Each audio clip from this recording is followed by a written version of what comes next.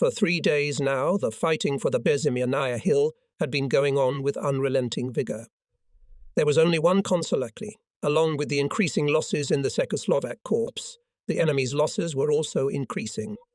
There was no news from Soho. In the evening I received a call from Engel, who happily informed me that Soho had captured a tongue, some Oberefreitor, and the German had already been sent to me. The Major always understood us well. My fatigue was lifted like a hand. I had to quickly adjust myself to the meeting with the prisoner. As for interrogation in general, I knew something about it, but how to find the keys to the prisoner so that he would tell the truth was another matter. What if there should happen to be one who would tell a tale 7 versts to heaven? Then you'll have to sort it out.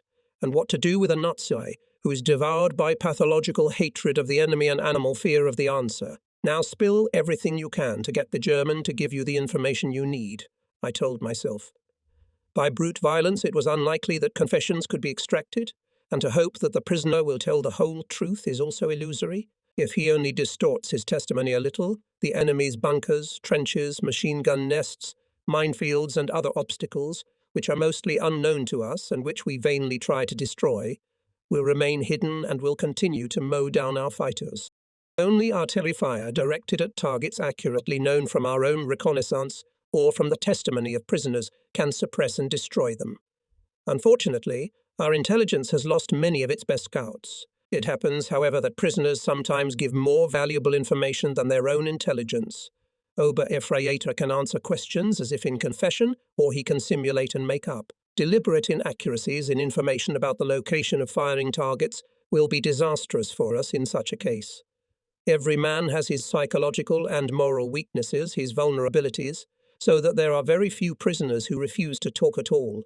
It is unlikely that a German prisoner would be an active anti-fascist.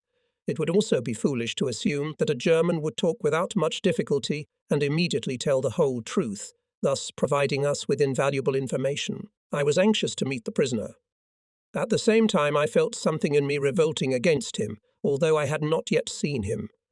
It seemed to me that everything was going to be unexpectedly easy and simple, and then I was again troubled. I realized that the task ahead of me was more difficult and delicate than any I had had to solve so far. I was not a professional in this business, and I was going to influence a possibly hardened fascist and thug with just some psychology. I knew that professionals did not rely much on psychological influence. However, the consciousness that the terrible bloodshed on the heights would stop if I succeeded in interrogating the prisoner strengthened my resolve to throw myself into a bloodless battle with the prisoner. For the umpteenth time I reminded myself that I must approach the prisoner with understanding, master my feelings and make the most of the critical moments when his doubts would overwhelm him and his resistance would weaken. Of course, I could achieve nothing if I did not get into his soul. My efforts would be utterly in vain if I did not win the prisoner's confidence. This was my reasoning, but my optimism wavered again and again at the thought that philosophy and psychology would not go far. What are they against a rabid Nazi? I never came to a final decision on how to behave with the prisoner. At last in the anteroom I heard rough voices and the stomping of boots. The chief of the escort entered the room with an envelope in his hand. The prisoner stood in the doorway, erect, as if frozen. He hesitated before entering, wiped his boots on the threshold, but then stepped firmly and confidently into the room. The prisoner was tall, with a pleasant appearance. Blond hair, dark eyebrows, an expression of sadness on his face. He had a miserable appearance. Veer in the mud, dried clay falling from him to the floor. He was all wet. His right cheek was swollen. A streak stretched from the corner of his lips to his ear. Traces of dried blood could be seen on his dirty hands. His torn overcoat hung down pathetically. I read the message and glanced at the German from time to time. He looked at me directly. There was a tense silence. "And where did you, Fritz, go, who did you not make happy with your presence? Before you came to this abandoned shack on the Czechoslovak border near Dukla." The thought occurred to me. The German stood looking grim. In his cheekbones, his jowls were playing up. I tried to understand his condition. He looked at me resolutely, as if he wanted to say that he was ready for anything. Then he looked round the room absent-mindedly and stopped his gaze on the old wooden cross on the wall. The wooden Christ was weathered and the varnish had worn off in places. Crucified, he hung tiredly on the cross with his head tilted to the side and his eyes closed, as if he were only now dying a martyr's death. The prisoner looked at this old cross, the work of the folk wood carvers, with a frozen gaze. A deep silence reigned throughout the house. It was becoming unbearable. If Lieutenant. That's right. He answered clearly and stood at attention, his face strangely frozen. Name. One's, shalt say. Occupation? No. Teacher. Age. 32 years old. Marital status. Married. I have a son. Waiting for the next question. The German concentrated, but I remained silent. He coughed and looked at the cross again. I sat back in my chair, the German soldier's hands dangling awkwardly in front of my eyes, his fingers tensely clenched and unclenched, while he himself sat perfectly still. Never before had I said that fingers could give away a man's state of mind in such a way. The silent game continued. I watched the German closely. There was a tense silence. Beech logs crackled and hissed in the cooker. The prisoner's hands froze, his fingers remained clenched, and there was a feverish gleam in his eyes. I felt that he wanted to tell me something. Without waiting for my question, the prisoner nodded his head in the direction of the cross, and, to my surprise, said, "Beautiful folk art." "An artist." "No," he said, becoming bolder. "My father is a wood carver. He works on religious themes."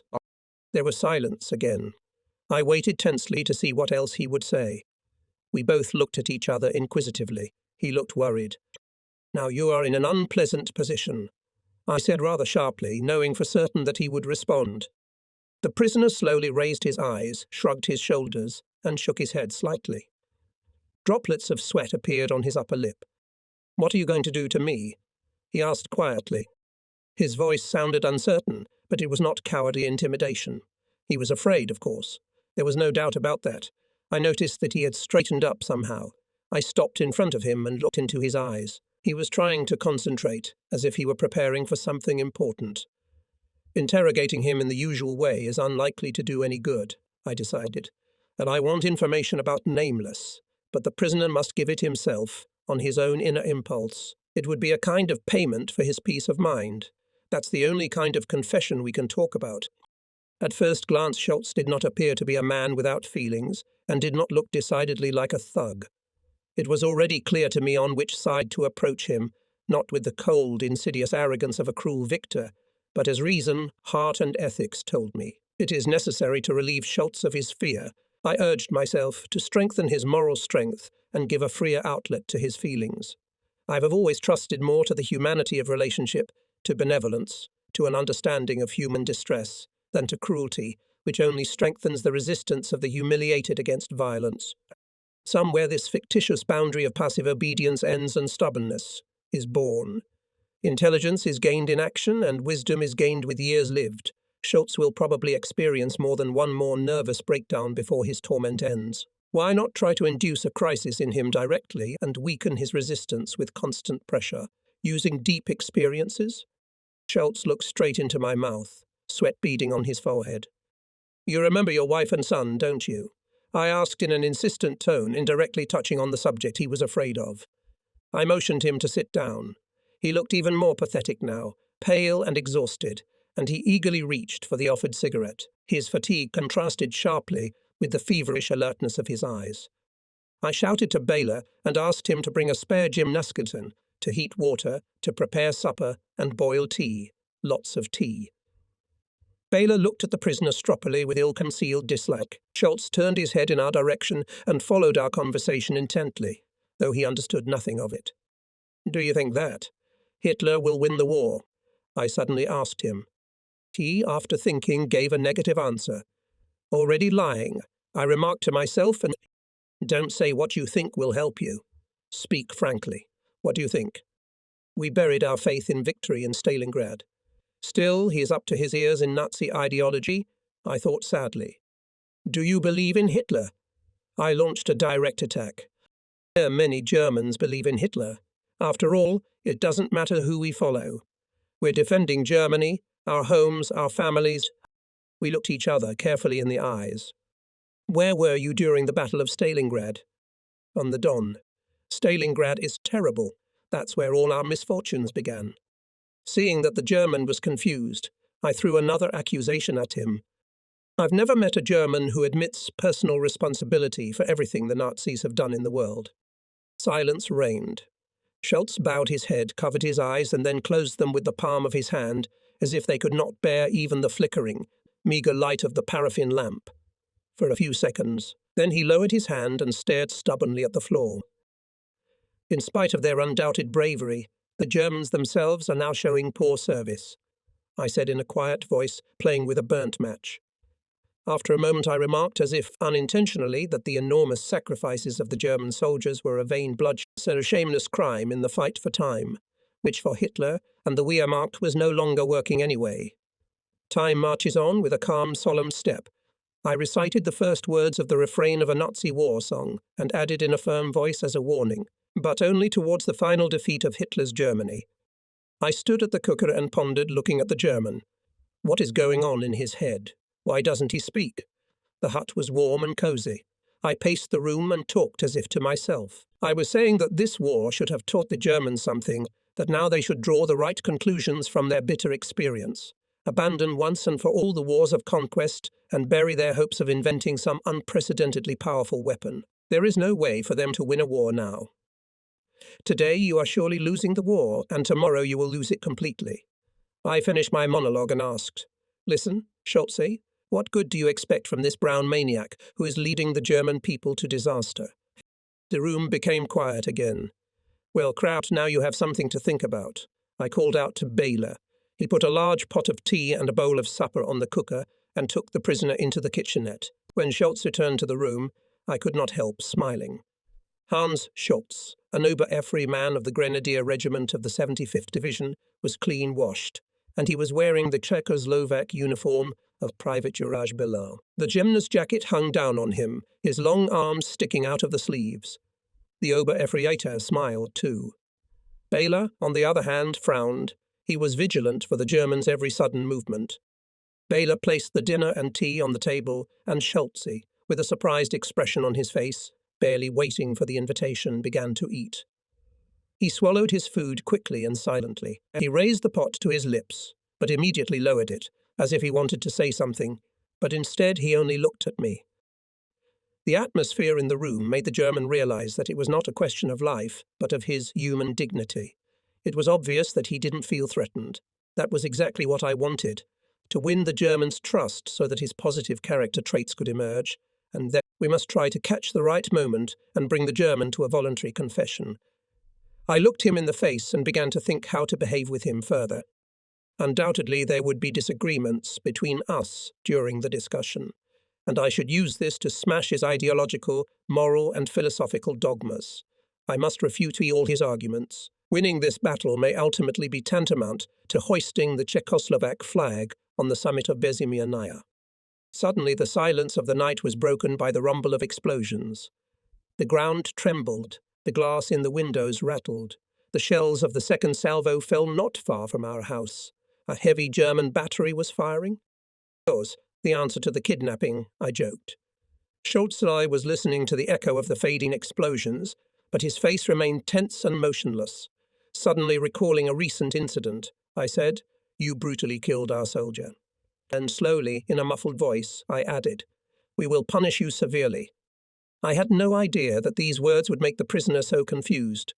He stared at me, as if petrified, with wide-open eyes in which I read fear. "I was not there," he said, unable to cope with his excitement. He almost dropped his cup. "I have nothing in common with this cruelty." He said it as if it were the most important thing for him to convince me of that. "For the atrocities committed, you are all responsible," I said threateningly. He shrugged his shoulders indifferently. I decided to strike him again. "Does membership in the Nazi Party satisfy you?" He blushed up to his ears, bent a little forward, and when he raised his head his face was very pale. For a moment he stared at the crucifix on the wall, and then, dropping his head on his palms, he suddenly shouted out, "My God, what a Nazi I am!" It was as if he wanted to protect himself from the consequences. Veins swelled on his temples. There was silence now when it was no longer possible to silence or correct anything. I could see that he was in real distress. It was the most opportune moment for my further offensive. I waited until he had calmed down a little, and then I went on the attack. Sliding Schultz a military map of the battle area, I handed him a pencil and asked him carelessly, "You seem to have mapped the battle situation in Bodruzel, don't you?" He looked up at me in surprise, as if he did not understand the question. Gradually his eyes widened. He finally understood. Treason. To lose his military honor, he was afraid to think about it. These thoughts finally knocked him out of his rut. He had no sooner recovered from the first two blows than a third, even more formidable one followed. I stared at him and kept silent. I understood without words. He was staring intensely at a single point on the wall, as if he were thinking hard about something. Some decision must have been ripening in him. He jerked towards me, as if seeking my help, and said in the voice of an unfortunate man in a desperate situation, "No, I can't." "It's a pity," I said with a sigh that was more a sign of compassion, and added, "I understand your situation. I know the environment in which you were brought up." He was sitting by the cooker, where I had pushed a chair for him, holding a cup of hot tea in his hand. He was shaking with fever. "Are you not afraid?" "No," he said, and shook his head. That was the worst of it. He did not appear to reject my proposal altogether, but neither did he have courage enough to choose between my offer and his sacred notion of the honor of the German soldier. "So you wish then, without thinking, blindly submitting to the will of others, to continue to sow evil to the most deplorable end." I said the last words with emphasis. "Allow me to, he objected with a serious look. Please speak." "Do you think it is so easy to do?" he asked quietly, as if he were in another world. "It's not that difficult anymore. Who and what did you swear an oath to? Think about it carefully." Suddenly he straightened up, and our gazes met. "Thank you very much." Strange, what's he thanking me for? "Don't thank me." Unless I stopped and turned to him, "You want to thank yourself for helping us." I recognized him now from a different side. If he was a Nazi, it was only formally. It did not escape me that there was a note of bitterness and hatred in his voice. However, it was not clear to whom this feeling of discontent was addressed, but it did not frighten me. "I don't want to buy your soul for a bowl of lentils," I said in a conciliatory tone. "Happiness is like a gift. It cannot be forced on anyone against their will." The prisoner's face remained sad and weary. "You must find a new path in life," I encouraged him. "You will not fight your conscience all the time, will you?" He looked at me with a distracted look, clasping his hands between his knees, as if he were thinking about something. And at that moment Schiller's poems came to my mind. I had always loved his lyrical poems, but what I needed most now was his optimism. So I tried it. Ah, how harsh is the time between great intentions and their fulfillment. How many vain worries, how much indecision. It is about life. It is about much more than that. About honor. The prisoner recognized the author at once, and became animated. "No. Tell me," I asked after a short pause, "what is the measure of human dignity in Germany today?" You remain dazedly silent, and I continue. "You know it. You have learnt it. You too consider it a moral necessity that the German people die fighting for this regime of yours." In complete silence, I continued in an agitated voice. "Whoever has realized the criminal aims of the Nazis is morally obliged to fight them." Silence continued to hang in the room. "How can you, an educated and religious man, serve such a filthy cause?" When he did not know what to answer to this question, I added sympathetically, "I pity you. Master, and such an empty life. Is it possible to live like this?" He looked away, and I continued to build up the offensive. "When your father creates his savior, he puts his impulses, his feelings, people's aspirations into the processed material. Behind his work he is himself a living man, his very humanity, his inner truth, with which he conquers the world and sanctifies it with beauty. He creates a world that laughs, a world of love and forgiveness. Hitler is a world in tears. What did you swear an oath to? To obediently kill, rob, rape all those who lived in peace with you. You reduced half of Europe to rubble. You caused immeasurable misery to many nations. You swore an oath to this dirty policy and no other." The prisoner put his hands around his head, as if trying not to hear my words. I was no longer retreating. Whoever remains loyal to Hitler's criminal regime will become an accessory to the crime. Today you can behave freely. So come on. He took a deep breath. I waited for him to answer, but when I realized that he had not made a final decision, I leaned closer to him and asked him quietly, Wouldn't it have been better for you to die? Why? He asked in surprise, and it was the first word he said after a long silence. Do you want to continue to torment your conscience? I went up to him and took him by the elbow. You have no reason to die, and if you die in this war, it will be for the crappiest cause. After these words, Schultz raised himself up and looked me in the eye. It seemed that he had nothing more to say, but he slowly squeezed out of himself. My conscience is clear. Do you think so? Emphasizing every word, I continued. In a losing war, there come moments when everyone has to decide. You are a prisoner. The outcome of the war is certain. Nothing is more certain. Think of the future. He was frightened by my tone and obviously realized that it was finally time for him to make up his mind. He had forgotten about the tea cooling on the table. He was clutching his temple with his hand, his lips twitching nervously. That something was happening to him. I kept my eyes on him. I had the impression that he was hesitating and that my words had not gone unnoticed. I stepped away from him, then turned round and said in a calm tone, Wisdom, Master Teacher, lies in making the necessary decision in time. I could see that my talking to him had brought him relief. It was written on his face, so I did not lose hope. Before I closed the door behind me, I heard him sigh desperately. I left him alone with himself. I stood outside the cabin and heard the prisoner pacing back and forth across the room, speeding up and slowing down. Everything told me that he was struggling internally. So is it decided? I asked the prisoner cheerfully when I entered the room half an hour later. My nerves were frayed with feverish anticipation. I couldn't wait to hear the German answer all my questions. How many times had I already asked myself how the Germans were being held on the heights? For days our artillery had been firing concentrated fire. It seemed impossible that on the height, constantly illuminated by whirlwinds of fire, there was anything alive, but it was not. When our fighters again and again attacked the seemingly extinct mountain, the enemy met them with dense fire, and given that the forest in the direction of the attack was mostly destroyed, we had to fight with the enemy more and more often in close combat. We were ashamed. The lists of killed and wounded were growing, and I could not find the reason for our failures.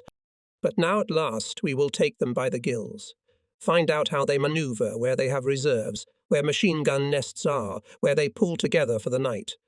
And then tomorrow probably the massacre at Bezimanaya will end. Schultz had sat in front of the map and scratched something on it. Then he began to tell me about the defences on the heights. He spoke in a strained voice and generally behaved a little strangely. I watched him closely. One glance was enough for me to realize that the prisoner had switched to another string. I was almost certain that he was deceiving me. However, more convincing evidence was needed, and so I did not rush to a final decision. Was this really the same man to whom I had spoken with such confidence only an hour ago? I listened to him, leaning over the map, and asked him a few questions. He did not answer them very convincingly. He certainly knew what he was talking about, however, how credible was his information? My distrust and suspicion were growing. Suddenly it hit me.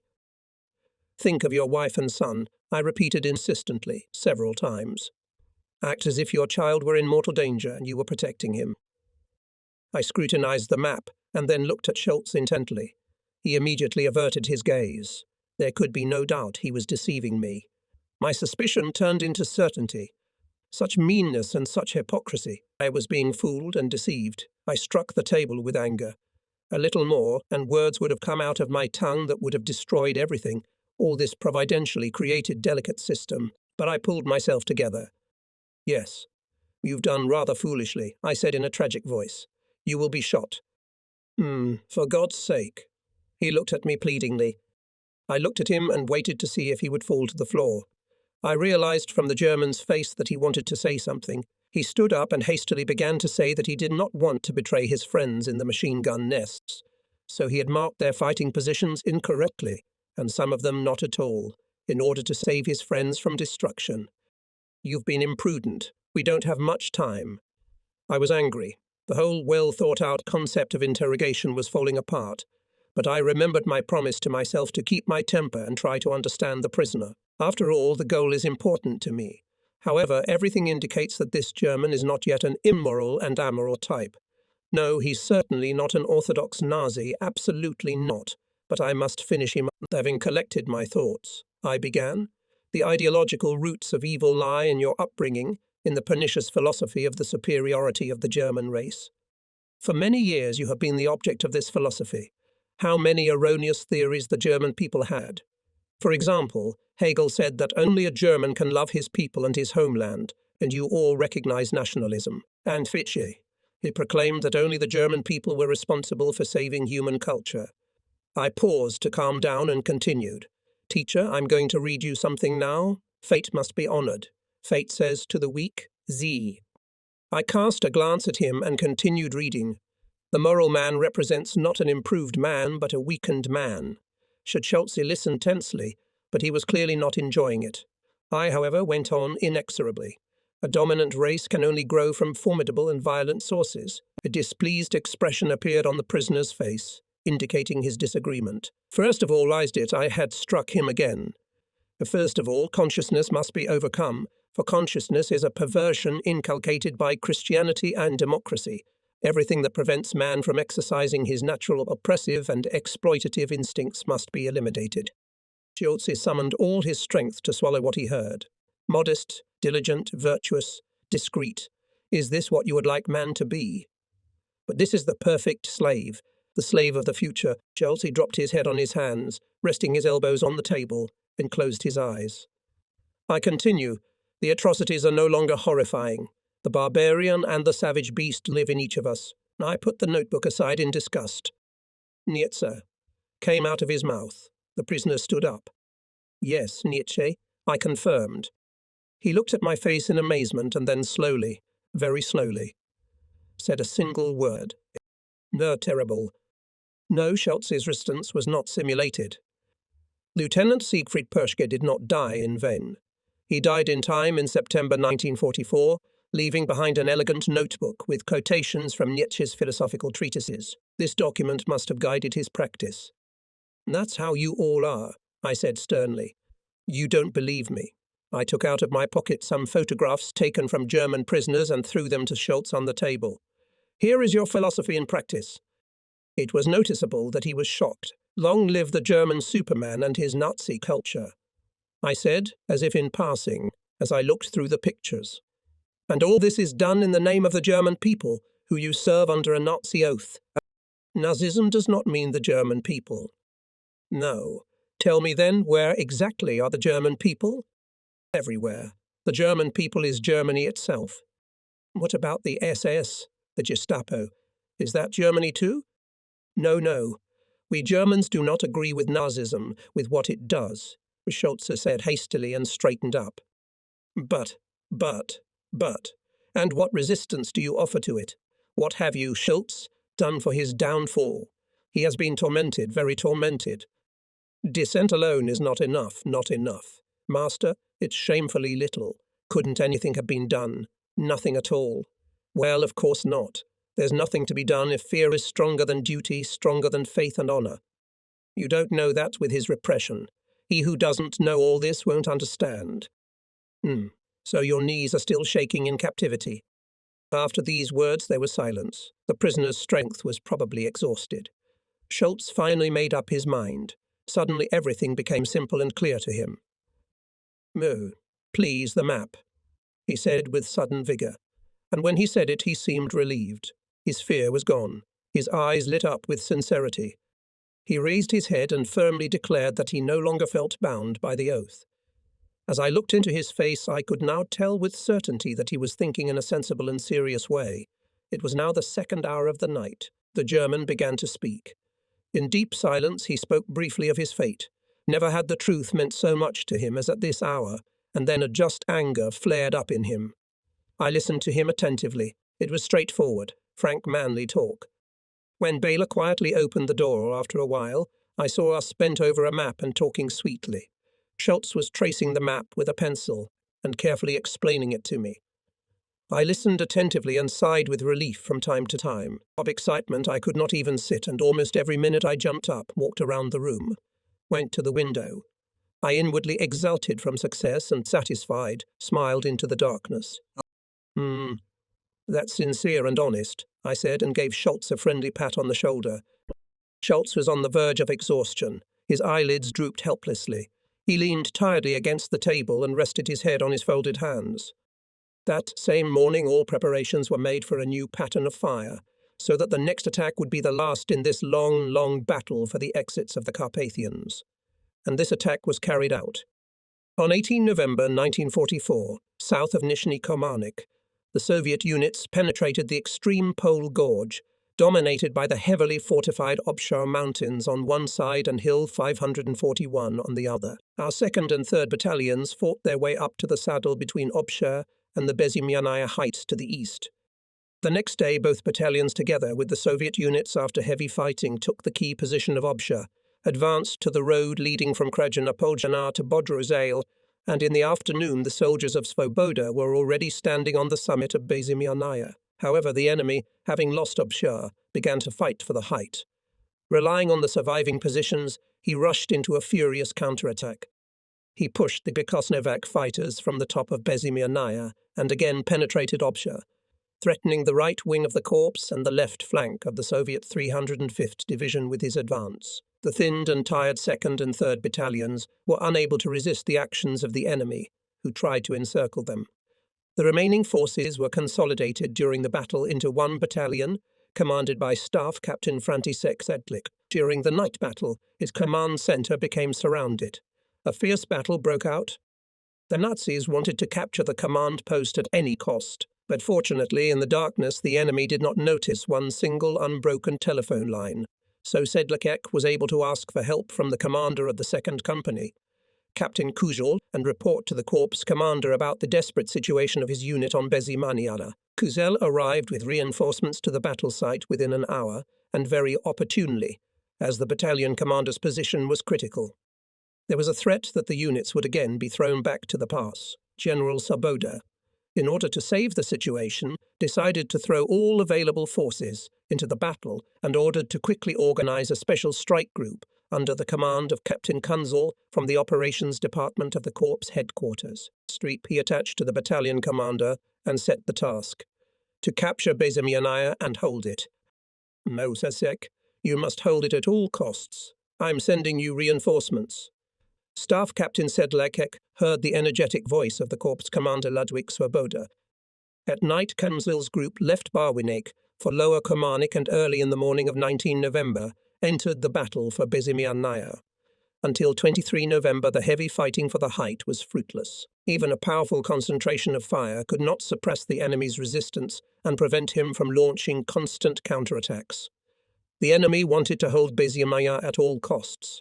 The height was occupied by Czechoslovak units only in the afternoon of 24 November. This decided the fate of the German defence at the exit from the Carpathians in the entire Duklinsky direction. 23 November was the last day for many. Lieutenant Jurek, Lieutenant Nuslus and other brave soldiers fell on that day. The day dragged on indefinitely. At last evening came, and twilight descended on the mountains. The trees, mangled by bullets and shells, were drowned in fog. The last leaves fell tiredly to the ground. It seemed that even nature itself was preparing for something serious. The fateful tomorrow, the 24th of November, was approaching. That day would decide for whom the bells would toll. Sejin the last night. Everything comes last. In war, that last comes quicker. In battle, death overtakes time. For many days, Czechoslovak soldiers fought for Bezymyanaya. In the evening after the battle, completely exhausted, they fell off their feet anywhere. Somewhere in a lull, somewhere in a shell crater, somewhere between fallen trees. 2 or 3 soldiers spread soft pine needles and, huddled together, tried to fall asleep quick. And so with machine guns in their hands they spent the frosty night. Which one was it? What, after all, in the life of a soldier does this one night mean? Only one night is followed by another just as nasty and full of uncertainty. The darkness of the night blurred the pale background of the snow-covered terrain, and the trees disappeared from sight. Silence reigned. Everyone fell asleep, but someone from the sleepers would cry out, and at once the soldiers pressed closer to each other. Someone's hand went up, someone burrowed deeper into his overcoat. A quiet sigh came from somewhere. A cigarette was lit, a thin face flashed in the red glow. The ruby light was in one place for a minute, then flew a few meters and burned out in the snow. Someone was awake. Suddenly the silence of the night was broken by gunfire. The shots rang out like thunder. The Obshar rumbled menacingly, echoed by the Prikra, and the Jaruha echoed deafeningly. It echoed throughout the valley. The men clutched their weapons, listened to the firing for a minute, and then, displeased at being awakened, went back to sleep. "It must be on Yaruka," said the soldiers in their sleep. On the wooded Jerusha, the forward patrols faced the enemy from night to night. Lieutenant Jan Palmer was standing that night in an extended trench, looking towards the German fortifications. Suddenly he became alert. Among the night stains and muddy streaks he noticed something that had not been there before. Palmer, not thinking long, pressed the trigger of the automatic rifle and made a long cue, and then regretted it. Why was it necessary to shoot at once? Maybe they were crawling to surrender. But, on the other hand, who goes to surrender like that? No, he was absolutely right to kill the Hitlites, so that night shooting didn't come from Yaruka. There was silence again. Nothing was heard in the forest. Captain Kunzel, in these days of incessant fighting, rested very little. For the second time tonight he went round the location of the strike group from trench to trench, from soldier to soldier. The night was alarmingly quiet. How much did this cursed mountain cost them blood? The fighting for it began on the 19th of November and was going on daily, and on Bezimanya was still heard foreign speech. Yesterday morning at this time there was already a battle going on. Brutal, merciless. They managed to approach the enemy's defensive positions up to 100 meters, but then they were driven back by a counterattack. 3 times during the day they fired upwards, and 3 times they were shot in the back. The swelling eyelids were drooping. The captain decided to go for a short nap in Sedlaksik's dugout. Out of the misty dawn, the vague outlines of trees and tall stumps began to show. The commander's dugout in the saddle below Bezimayanaya protruded darkly from the thinning morning twilight. Here and there cigarette smoke was rising, and soon the whole nearby space was filled with its irritating odour. Those who were already awake were immediately drawn in by the odour. One soldier coughed, then another, and in a minute the whole forest was coughing. Coughing fits tormented people more and more. Voices sounded hoarse in their sleep, and the rustling of branches could be heard. People crawled out of their night holes, stomped their feet shakily and beat their hands together. Soaked faces looked eagerly towards the rear. The clinking of metal utensils was heard. There was the smell of hot food. In an instant, the forest became noisy. In the gloom of the forest, everyone hurried for hot food left from last night and for tea and vodka for today. The fighters pulled the camp kitchen on their backs up the steep slopes of Obshar, and it was not always without losses. It was about 6 o'clock in the morning. In the morning overcast twilight, filled with a drifting mist, one could smell the odours of smouldering wood and resin from the broken spruce trees. They were brought here by a light breeze, so gentle that it was hard to feel it on the skin. There were other odours in the air too. There was the smell of something sweet, and a moment later it was the smell of burnt wood. All the odours blended into one indefinable odour. All of these were the very things that made Mount nameless. Without these odours it would have been just a mountain, one of many in the endless sea of Carpathian peaks, about which no one would have spoken or written. On the cloudy morning of 24 November, we were finishing preparations for an artillery attack on the last Carpathian bastion in the offensive line of the Czechoslovak Army Corps. Now, thanks to the testimony of prisoner Schultz, we finally knew the location of the enemy's firing points and his fire and reserve maneuvers on Bezimyanaya and could fire at specific targets. General Svoboda scheduled the final attack for 14 hours and 5 minutes. Let the men rest and make diligent preparations, he ordered. The corps commander's command post was on a slope a little below the saddle between Obshar and Bezimayanaya. In the entire space around the saddle, there were only a few spruce and beech trees with their branches cut off. All other trees were either stumps or burnt trunks sticking up into the sky. All that was left of the forest was mangled by shell fragments and mines. In accordance with the experience of 18 November, the soldiers cleared the space in front of the trenches from the branches to the distance of a grenade throw. The corps commander and Captain Kunzel came out of the dugout and looked around. Apart from the sentries, who had also camouflaged their positions, they saw no one.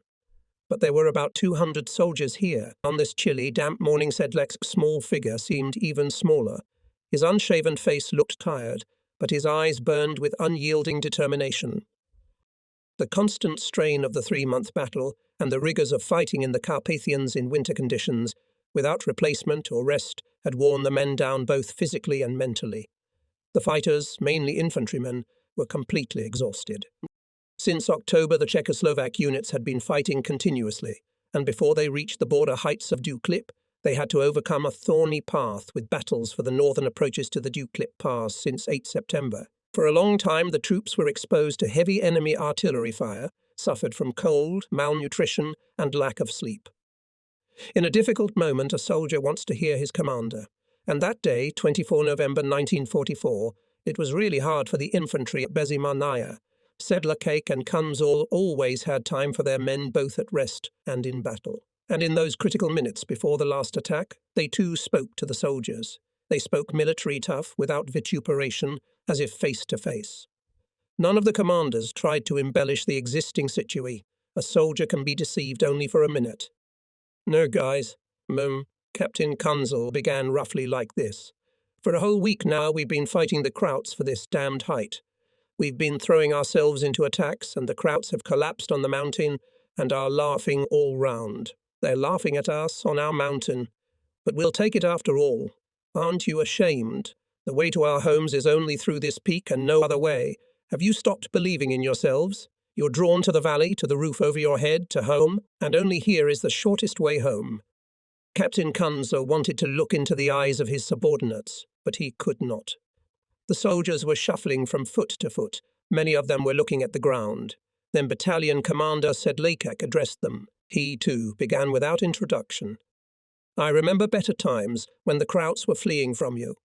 You chased them from the Polish land through Dukla to these mountains, and then suddenly TPR. Why do you hang your heads and tremble in front of their positions? Do you really want someone else to take Bezimanaya and not you? We've been here a long time, and no one knows the enemy better than we do. General Svoboda called me. He said that we must take Bezimanaya and open the gates to Czechoslovakia. At 2:5 p.m., we'll go on the offensive. In this area, for the last time, our intelligence has done a lot of work, and now we know about the Nazis what we did not know before. We know where they have weapons and mortars. We know their maneuvers and resting places.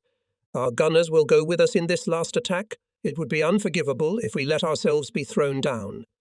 The general trusts us and will be watching our actions. The battalion commander fell silent. The frowning faces of the soldiers began to lighten. The gloomy atmosphere dissipated. Confidence in their own abilities returned. Sedlacek and Kunzul returned to the command post with the feeling that today they would get their way. At the command post, Kunzul raked up the fire and tossed dry twigs. About 12 o'clock, I heard Svoboda's voice on the tube. "This is, you have to take the high ground. Do you hear? Take it."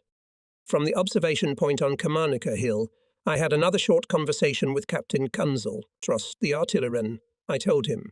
Adapt to our fire. It will be accurate. As accurate as possible. It was 13 hours and 45 minutes. Nothing said that in a few minutes a terrible battle would begin here. The strike grouping of Czechoslovak units was placed on both sides of the ridge from Obshar to Bezimanaya, with the direction of the main blow along the ridge. 7 strike groups from the remnants of the 2nd, 3rd and 5th battalions were commanded by experienced soldiers. Lieutenants Groda, Balanda, Matyatko, Palmer, Puspizil, Gunda and Staff Sergeant Jones. At 14.5, everyone pulled their heads in. The air whistled above the saddle. There was noise and whistling of all kinds. It seemed that shells and mines were competing with each other for the primacy of landing. Some shells whizzed so low over the ridge that the soldiers lying there buried their noses in the snow in fear. The shock wave leaped upwards. Everyone felt the air come into motion. The first destructive blow of the Czechoslovak batteries, and the Soviet batteries attached to reinforce them, was intended for the enemy's reserves. So to speak, mobile targets and mortar and artillery batteries, because they always inflicted heavy losses on the infantrymen. After the battle, it was discovered that the enemy's mortar batteries in fighting positions in the valley and at the Bodruzul motorway had been completely destroyed by the artillery preparation. Then a tornado of fire swept over the top of the mountain and the front edge of the German defences. Yellowish flames of bursts soared above the ground. The explosions merged into a continuous rumble. The sound waves collided and diverged. Now the fire was directed at the enemy's forward defence echelon. The last minutes before the attack were running out. Then the direction of fire was shifted upwards.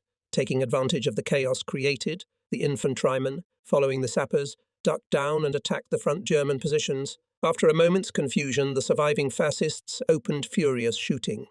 Our fighters began to throw grenades, and again a long series of explosions shook the ground, and again the ground trembled under the feet of the attackers. Strike groups were rising and through the fog, and rain went forward. On the right wing of the grouping, on the southern slopes of the heights facing Bodrogoshal, automatic rifles and heavy machine guns rang out frantically. Here Lieutenant Gunda's group engaged in a fierce battle. Parma's group, after a swift attack, a sharp wedge, crashed into the German defence. The enemy increased resistance. Lieutenant Gunda coolly led the battle. After waiting a moment, he shouted hurrah and, firing on the move, rushed forward. His soldiers followed him. They fell down, got up again, and fired all the time. A melee ensued. Explosions were heard on the left, the screams of the wounded. Because of the noise, we could not hear what they were shouting. It turned out that the attackers had hit a minefield. Several soldiers, writhing in pain, rolled on the ground. Grude's group was making its way on the main line to the rear of the machine gun nest. Sub-Lieutenant Gruder, as he approached the pillbox, saw fire burst from the barrel. As if thrown by a spring, he rushed to the embrasure and threw a grenade right into it. The machine gun immediately fell silent. The shock group, led by Jiri Gruder, with loud shouts of hurrah, rushed forward to the top of the mountain. At that moment, a deafening explosion was heard in the thick of the strike group, and Lieutenant Gruder fell to the ground. The fight continued. Suddenly there was a terrible roar. Yes, it was a real roar, as hundreds of people were screaming furiously. It sent shivers down my spine. Pospisil and Balander's men rushed to the attack again. At this time, Matyako went round the mountain on the left, from where he heard the clatter of machine gun fire. At this point, a fierce battle broke out again. German machine guns were fiercely slashing. The explosions of shells were rumbling. The Germans tried to counterattack, but they could not do anything serious. Stunned by our artillery preparation, they lost the strength for an organized strike. Moving through the liberated area, our fighters saw a terrible picture. All that was left of the enemy after the artillery cannonade. The fight lasted for an hour.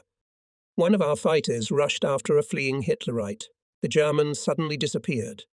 The soldier looked around and then cautiously approached the piled beach on the slope. He peered over the ledge and saw the German's face. Both froze at the unexpected encounter. The machine guns lowered. The Nazi's eyes fixed on the Kosovak. Fear and hatred froze in those eyes. The German's hand moved, but he was a fraction of a second too late and a moment later collapsed on the barrel. His body snapped in half, his arms hung lifelessly, his hair fell over his face. A martial horror filled the forest all along the front. Everyone rushed towards the top of the mountain. It was a relentless battle. The oppressive hopelessness of failure, the suffering endured, the pain of loss, all this somehow at once intertwined and called for retribution. The attack was fierce. Survivors Hitlerites flashed between the trees, trying to get away from the pursuers. Strike groups were already making their way to the top.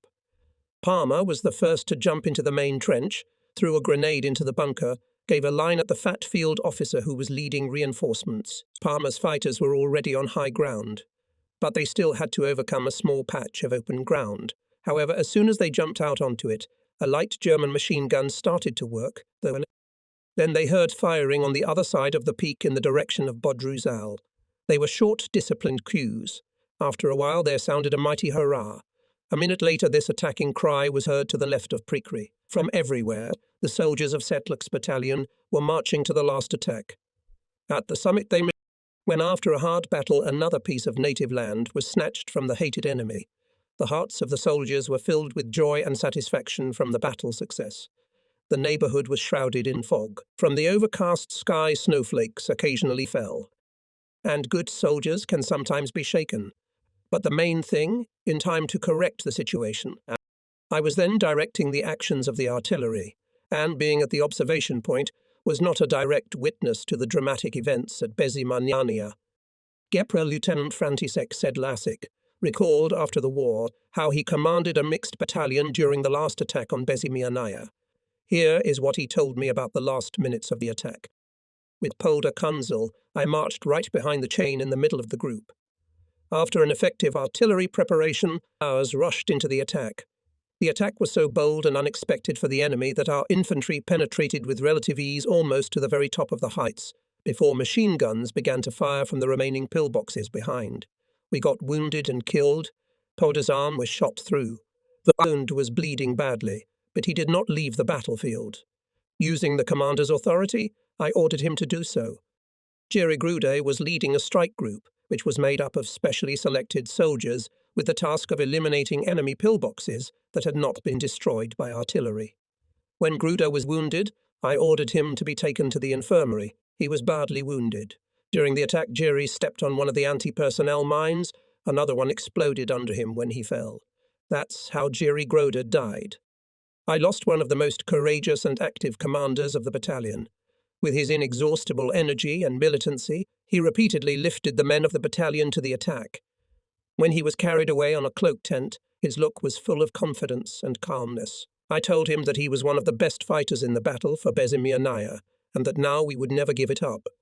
Immediately after the capture of the height, I gathered the soldiers who were in the neighborhood, and with their consent I named the height after the hero who had just fallen. Nameless became Grove Mountain. We saluted the dead. I suggested that our cartographers inscribe the name of the glorious mountain on the maps in memory of those who laid down their heads here. Captain Polder Kunzel also played a very big role in the battle for Bezimianaya.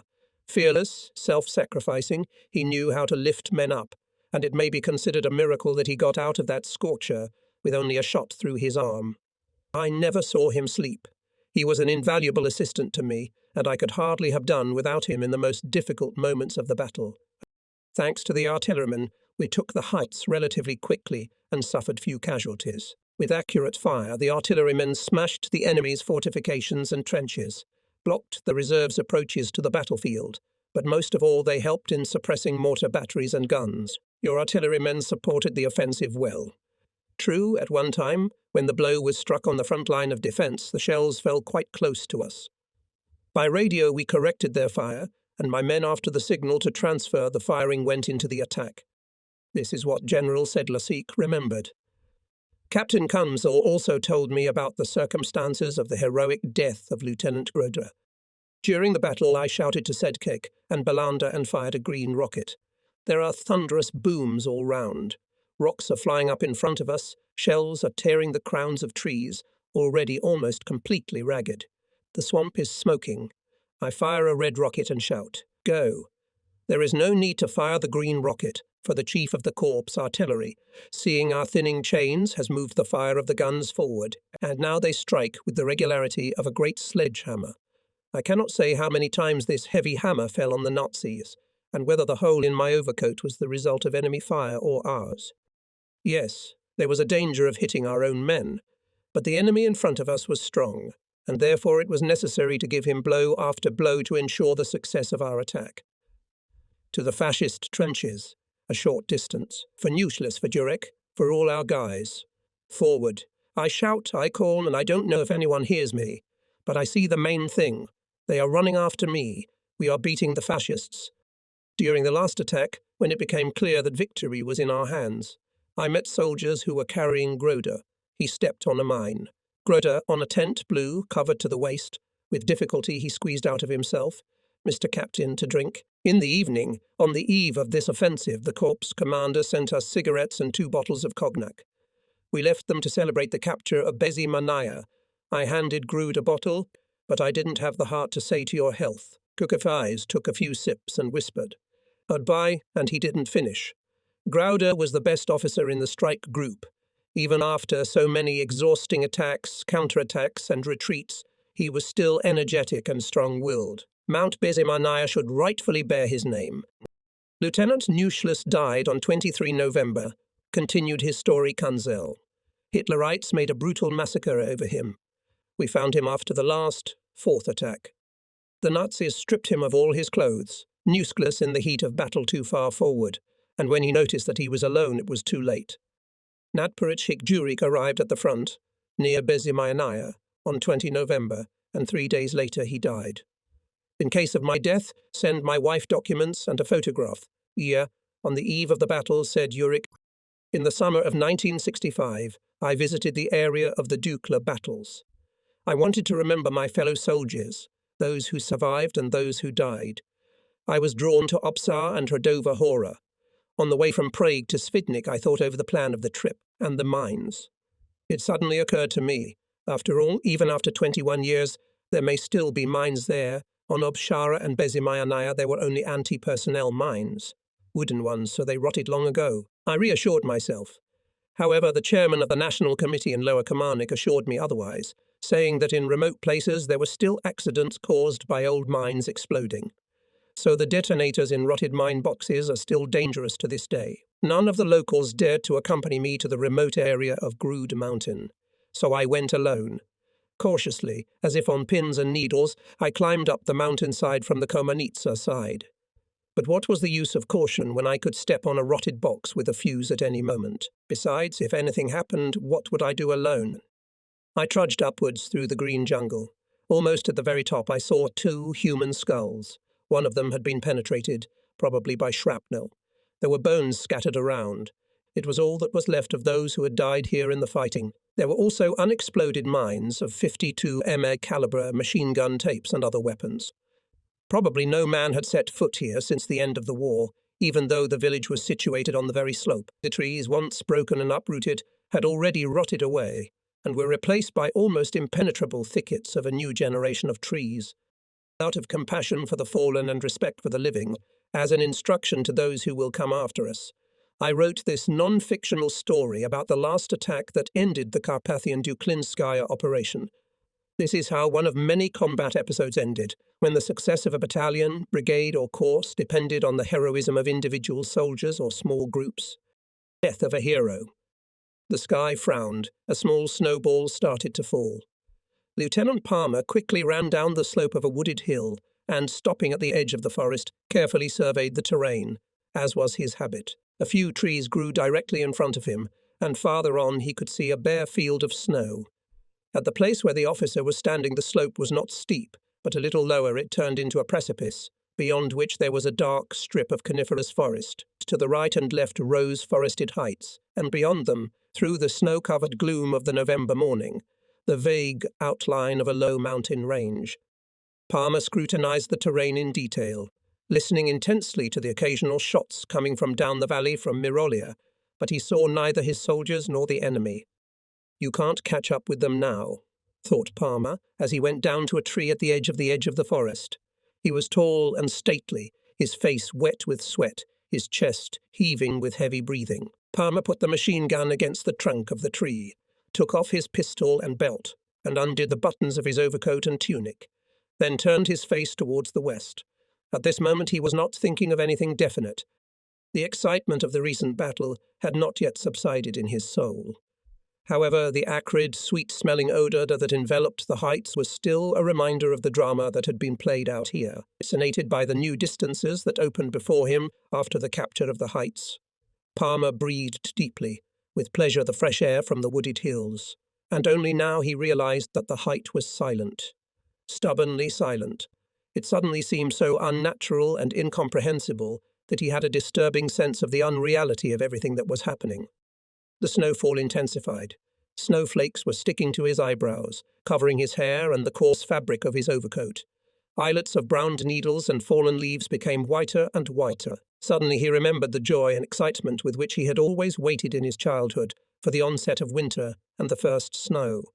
Then he used to feel a certain carelessness, and as a carefree boy he used to have a lot of fun. And now he felt good and pleasant, as in those distant years when he had seen the first drifts of freshly fallen snow outside his window at dawn.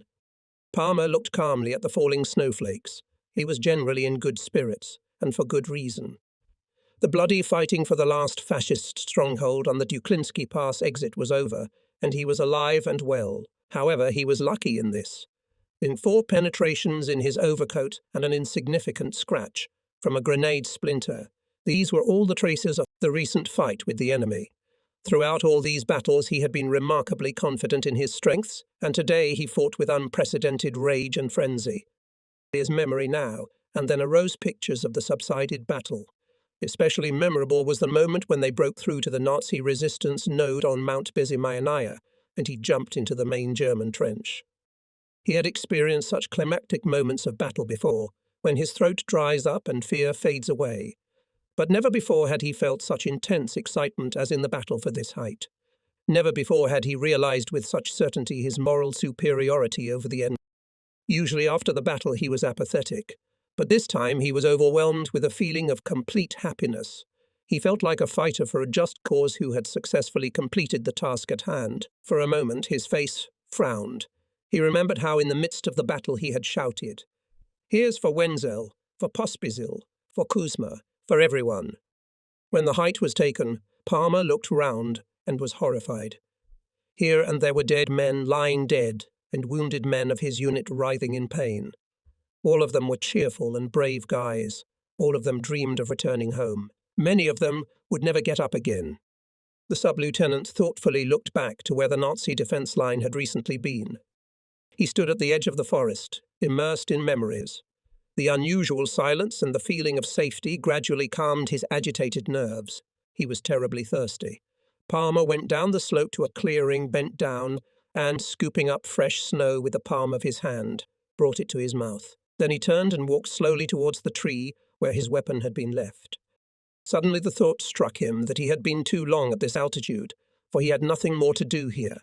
The task set by the captain he had fulfilled. He must return to his unit. He remembered the captain's warnings that there were individual soldiers and groups of defeated fascist units roaming around and attacking our fighters. From the distant echoes of battle, Palmer realized that our units were advancing rapidly. He was suddenly seized with annoyance. He is stuck here doing nothing, and his boys are now fighting with the Germans. He had always been together with his soldiers. Among them he felt easy and familiar, but now he was separated from them for a while by this unfortunate task. And it had to happen just when, after a long and agonizing wait, they were rapidly marching forward on their native land. This temporary detachment from their own echoed in him a sharp pang. He suddenly felt lonely, abandoned in something guilty.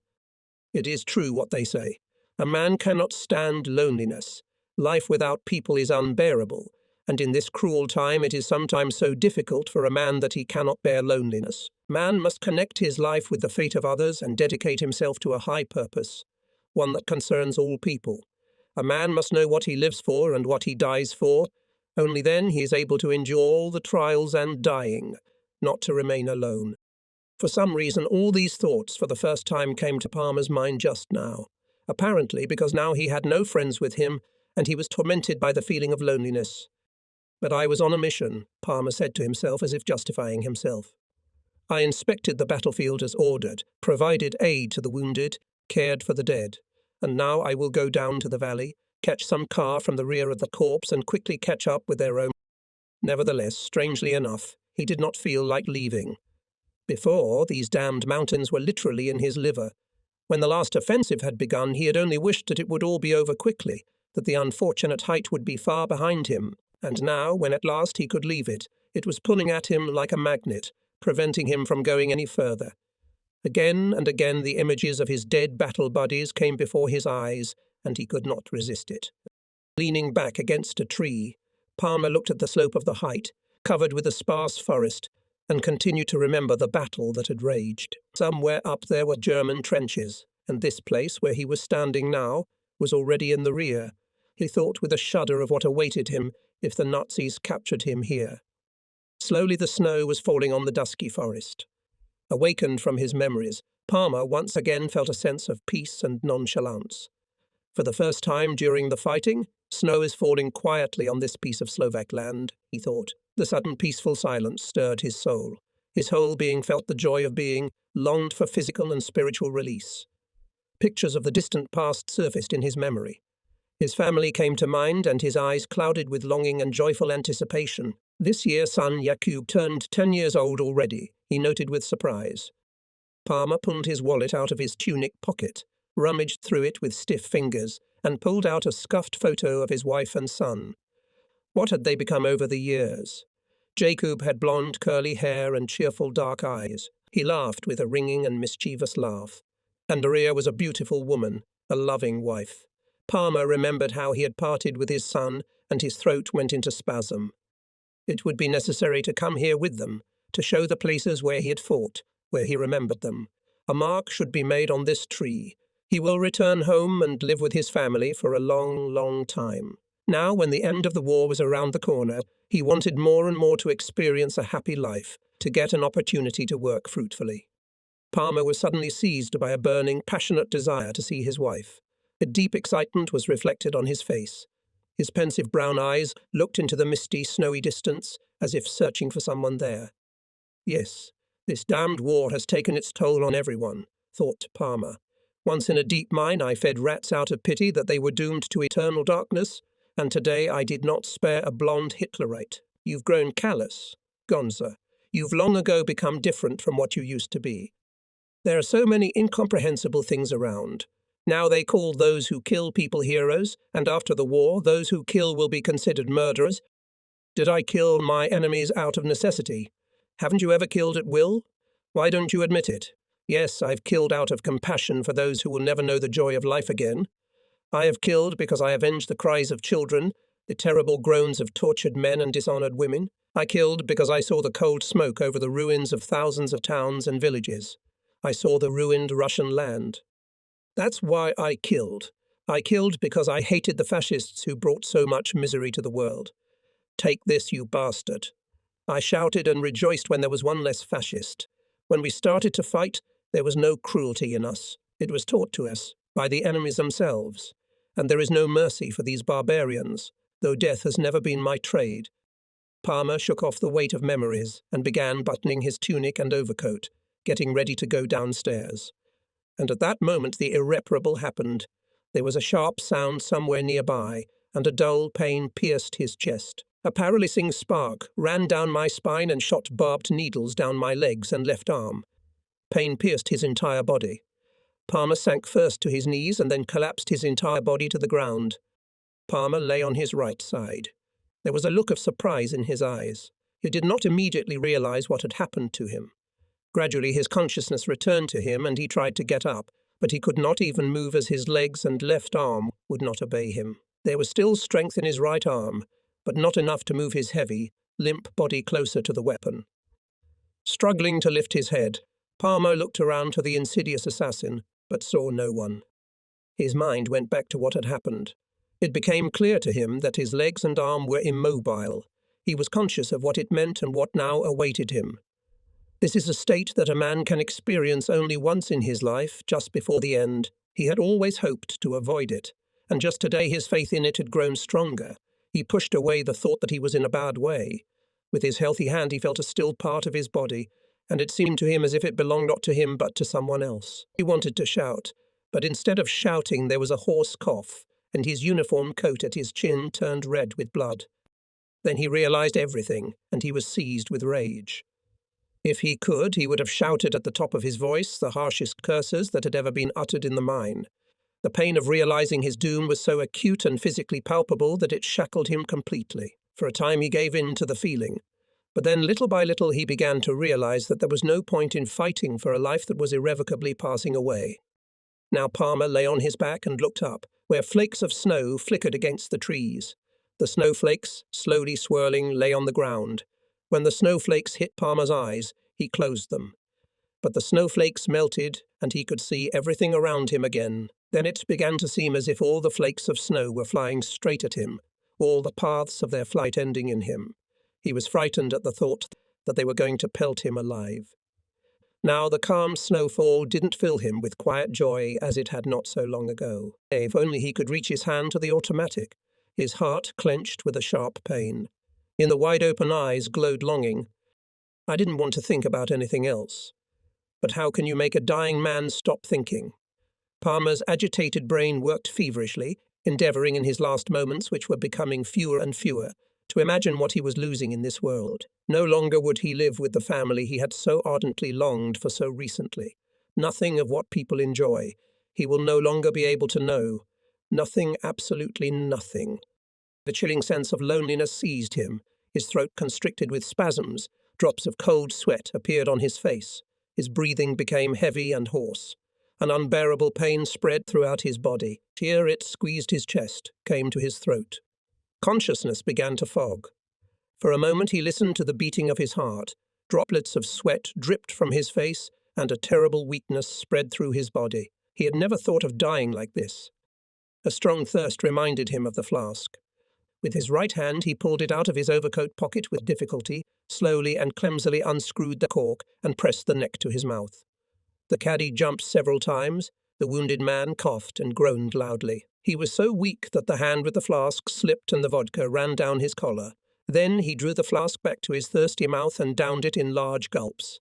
A pleasant warm wave spread through his aching body. The bitter tragedy of dying slowly gave way to indifference. Palmer's head, thrown back, rested on a fallen tree branch.